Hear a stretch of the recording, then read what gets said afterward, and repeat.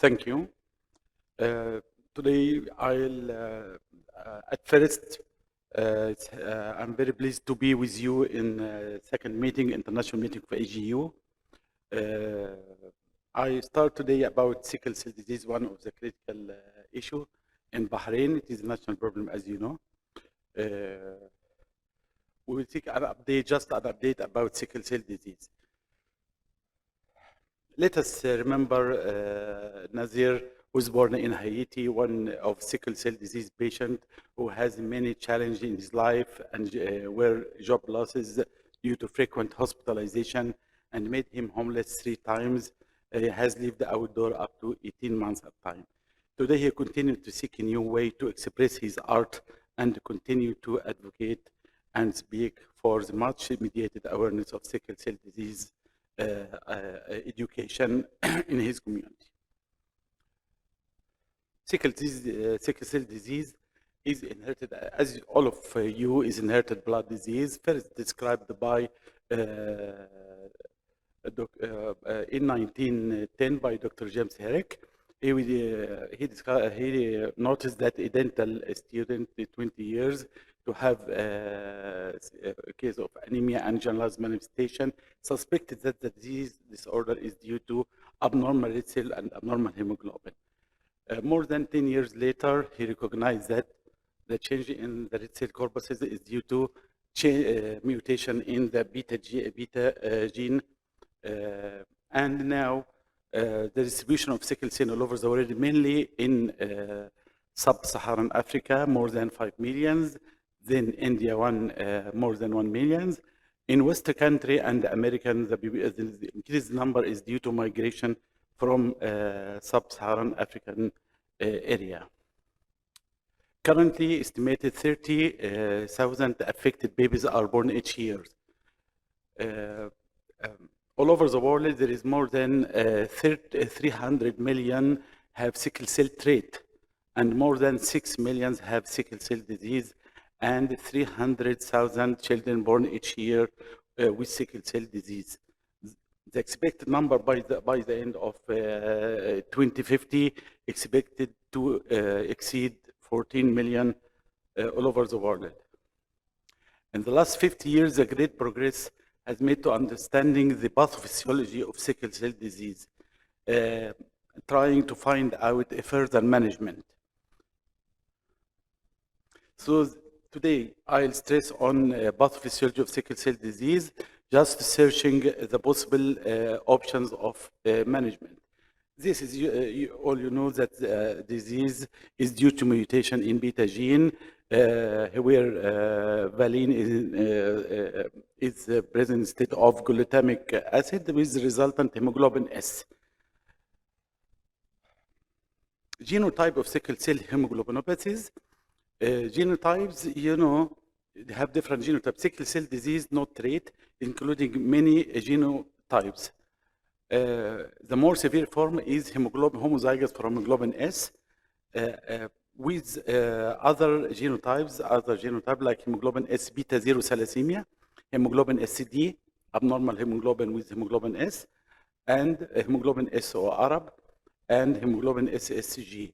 While 2 forms are less severe or mild form of sickle cell disease, including hemoglobin SC disease and hemoglobin S beta plus thalassemia. This is due to decrease the hemoglobin S concentration in expense of other hemoglobin or hemoglobin F. The fundamental event, we have to know that the main pathogenic mechanism is due to change in the shape of red cells from normal cells to sickle cell under certain circumstances. The most famous is hypoxemia, acidosis, stress, infection, and dehydration. All of these cause the sickle cell change to red cells change to sickle shape, which promote more polymerization and more hemolysis. These 2 issues are the main hallmark of the disease. Here we can observe that red cells, when changed to sickle cells, is more rigid, more liable to hemolysis, and lifespan is changed from 120 days to be shortened to less than 20 days.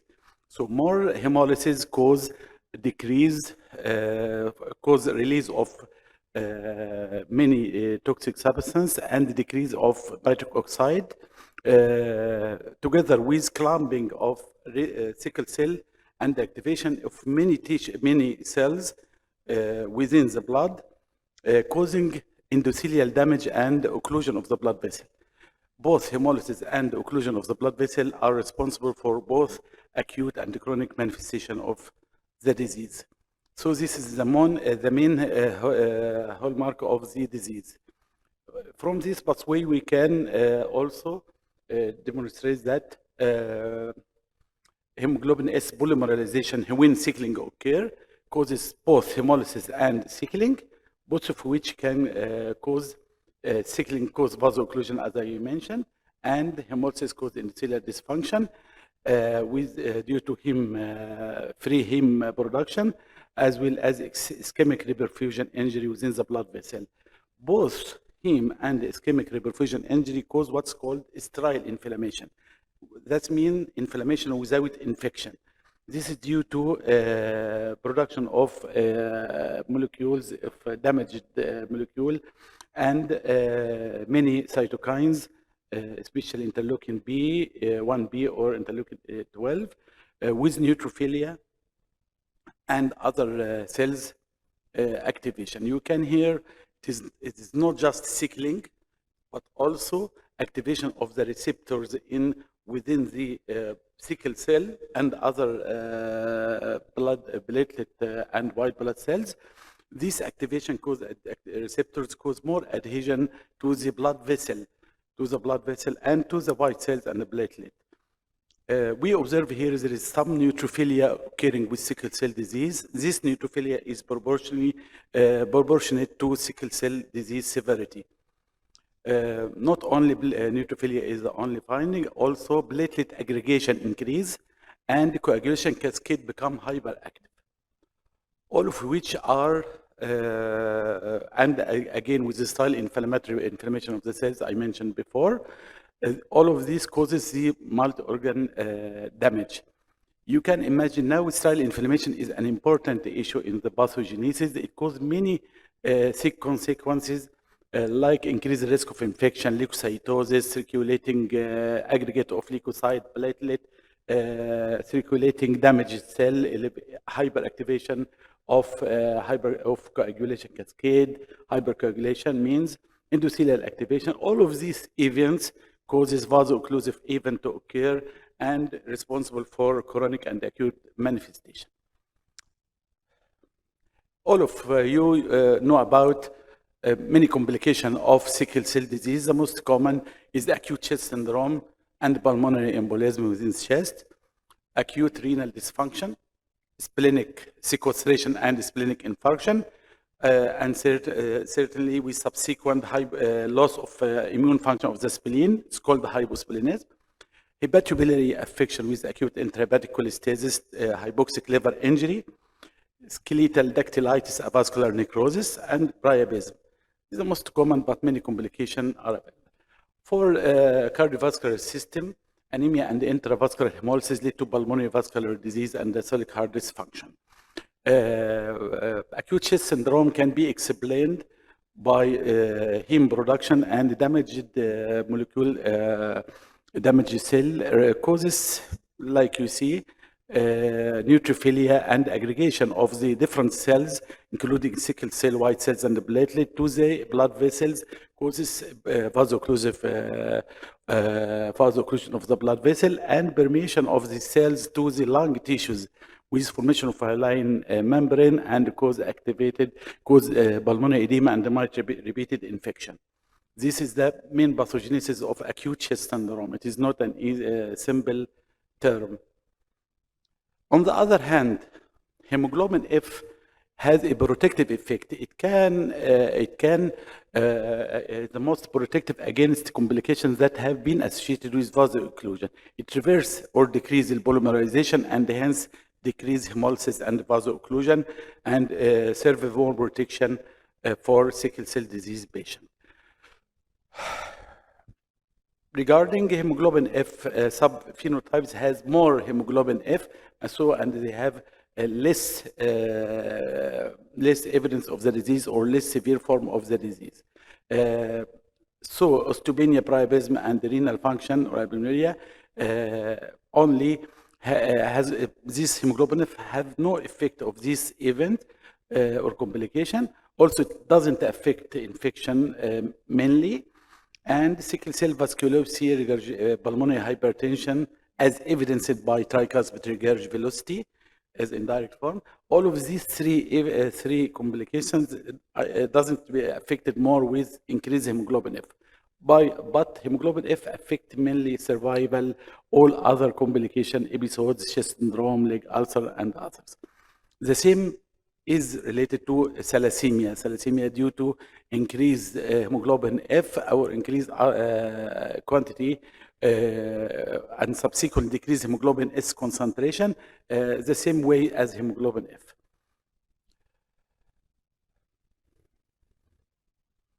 So the concept now for treatment of sickle cell disease, it is not treating pain. We have to change this concept for most of our for medical staff and for the patient. We are not treating the pain of sickle cell disease. We are aiming to treatment sickle cell disease itself. So now we know exactly the pathophysiology of sickle cell disease, so we can direct our treatment to different steps and can block or decrease progression of the disease. Like we can change the genotype either by allogenic bone marrow transplantation to have a normal gene, or by gene therapy through autologous stem cell transplantation with different types. And we can target hemoglobin S polymerization to stop it, or targeting vaso-occlusion and targeting inflammation. This is the new management or new drug or option of management of sickle cell disease. We trying to clarify one by one in a short time. Because of short time, we have to clarify soon. Allogenic stem cell transplantation is a source of the source of hematopoietic stem cells is from either normal donor or carrier, and with matched sibling or haploidentical one of the family member, or unmatched donor or umbilical cord. This is different indication. I'll pass because different indication of bone marrow. The controversy of bone marrow transplantation is that myeloablative conditioning regimen for bone marrow transplantation is toxic, especially in old age with pre-existing organ dysfunction. We can use a less conditioned myeloablative regimen. Donor, as I told you, should be the normal or carrier one. The other problem is GVHD complication is life-threatening. Gene therapy can be done by different way, either gene edition method or gene editing or gene silencing. These three, the aiming of stop, you know that hemoglobin F starting in intrauterine fetal life and stop after 1 year. If we can stop this inhibition of hemoglobin F production, we can continue it to for more increase of hemoglobin F in expense of hemoglobin S. And the last one is gene correction, which need vector to transfer the normal gene to the sickle cell disease patient. Targeting hemoglobin S polymerization, the oldest one, hemohydroxyurea. As we know, the only treatment approved treatment for sickle cell disease since 1997 is hydroxyurea. After that, currently, at the last 5 years, there is new drugs now available and can be used. Hydroxyurea, despite it has a good effect and increasing hemoglobin F, and it also improve red blood cell hydration, decrease in neutrophilia, decrease in adhesion, and pro-inflammatory markers. But the mechanism is not fully understood. It cannot correct most of the other complications.